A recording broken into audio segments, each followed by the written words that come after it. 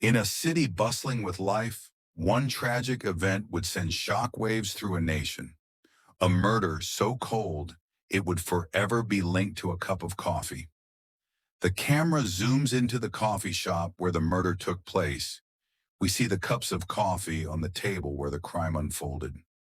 This is the story of Mirna Salihin, a young woman whose life was tragically cut short, and Jessica Wongso, the woman accused of taking it. Flashback of Jessica Wongso, late 20s, and Mirna Salihin, late 20s, sitting together at a cafe, laughing and chatting. They're surrounded by coffee cups and the buzz of conversation. The two women seem at ease. Wine and Jessica were once friends. Like many, they shared secrets, stories, and laughter over coffee. But what was once a bond of friendship would soon unravel into something much darker.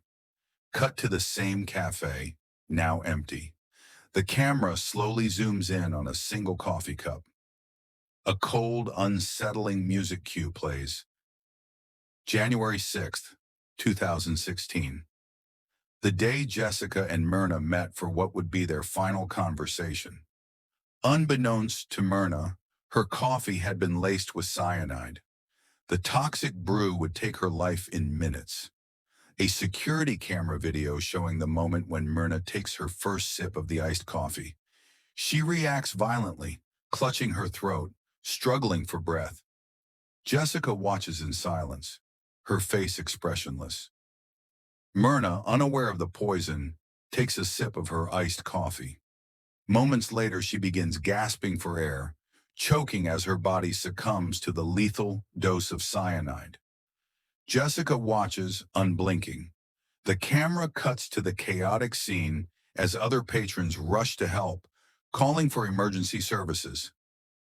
A police station. Detectives pore over evidence, including the coffee cup, toxicology reports, and surveillance footage.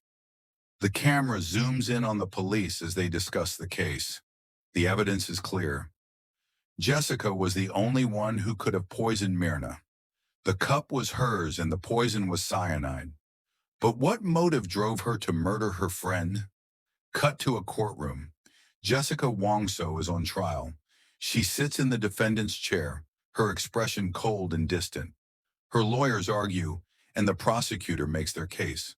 The camera focuses on the tense faces in the courtroom. Jessica Wongso's trial captivated the nation. Was it a premeditated murder or a tragic accident? The prosecution argued that Jessica had a clear motive: revenge, jealousy, and a bitter falling out. The defense, however, insisted she was innocent, a victim of circumstance. Cut to the courtroom once more. The judge reads the verdict. The camera cuts between Jessica's expressionless face and the shocked reactions from the public and Mirna's family. Judge, reading verdict. Guilty of murder. The court sentences Jessica Wongso to 20 years in prison. After a long and contentious trial, Jessica Wongso was found guilty of premeditated murder. The courtroom was divided, but the verdict was clear.